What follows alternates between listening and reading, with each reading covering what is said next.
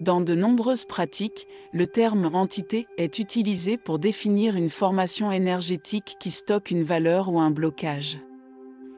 Ce terme nous propulse dans l'espace relationnel entre les éléments d'un système et possède une structure particulière, fondée sur certaines règles. Dans ce sens, le mot entité bénéficie d'un champ d'application très large.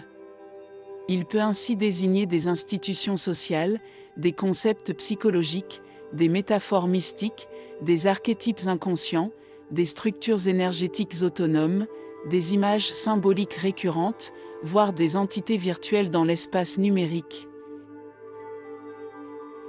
Personnellement, je n'ai perçu l'importance de ce terme en psychothérapie qu'au moment où j'ai commencé à travailler avec la technique de libération émotionnelle.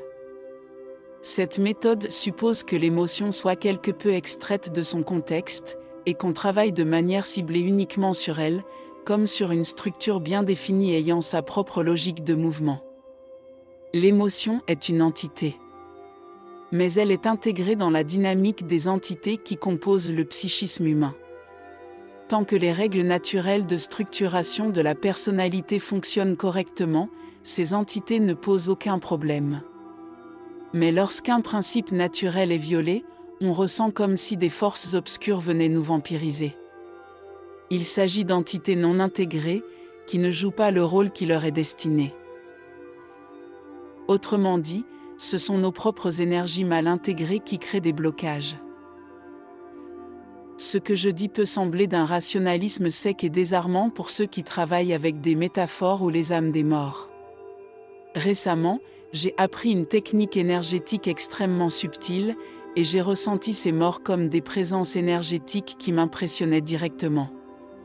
Mais il s'agissait toujours d'une part morte personnelle, qui demandait un message pour être activée. Et en se référant à l'état créé, le message personnel peut être découvert. Il en va de même lorsque nous travaillons avec des métaphores archétypales.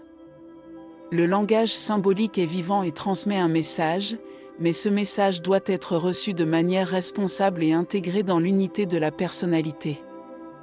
Sinon, en travaillant avec les métaphores dans un style religieux, le risque de dissociation devient encore plus grand. Et des entités bloquantes apparaissent. Pour vaincre tout type d'entité, il faut comprendre qu'elle apparaît dans l'espace relationnel entre deux éléments réels. Ce sont des produits de notre conscience qui, à travers les relations, nourrissent leur croissance. Et pour transformer les informations reçues, elle utilise l'imagination.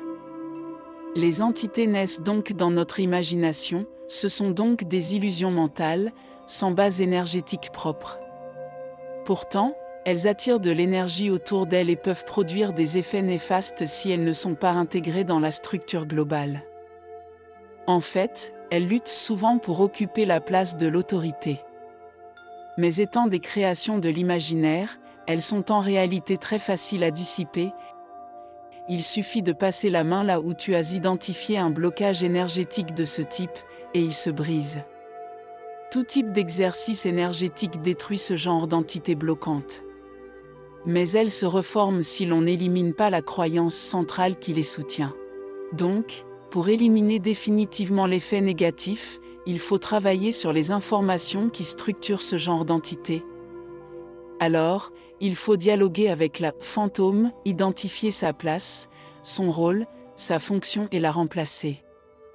Et surtout, il faut détecter la croyance centrale qui est à la base de cette formation, et la remplacer si elle produit des effets négatifs. En psychologie, cela s'appelle la restructuration cognitive, remplacer l'idée négative qui a attiré ces énergies par une idée positive qui s'harmonise avec l'ensemble. Pour cela, il faut être en contact avec ses propres émotions, elles te diront la vérité.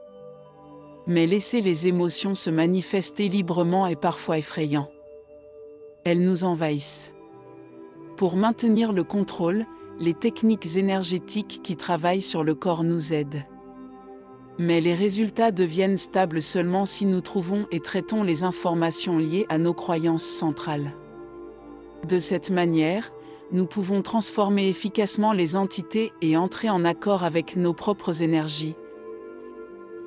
Donc, si tu veux optimiser une relation, travaille sur la partie fantomatique qui t'appartient.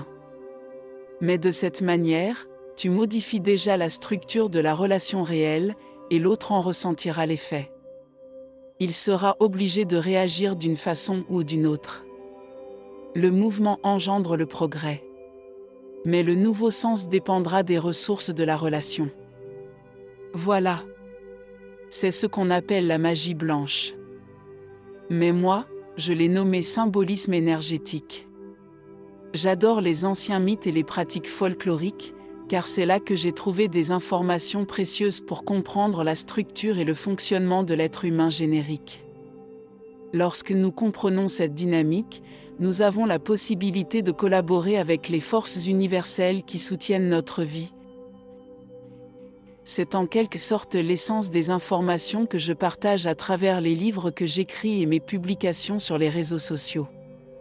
Suis-moi pour découvrir davantage les secrets du symbolisme énergétique. En plus des contenus théoriques, je publie des paysages sonores pour la méditation des sentiments et des méditations archétypales guidées.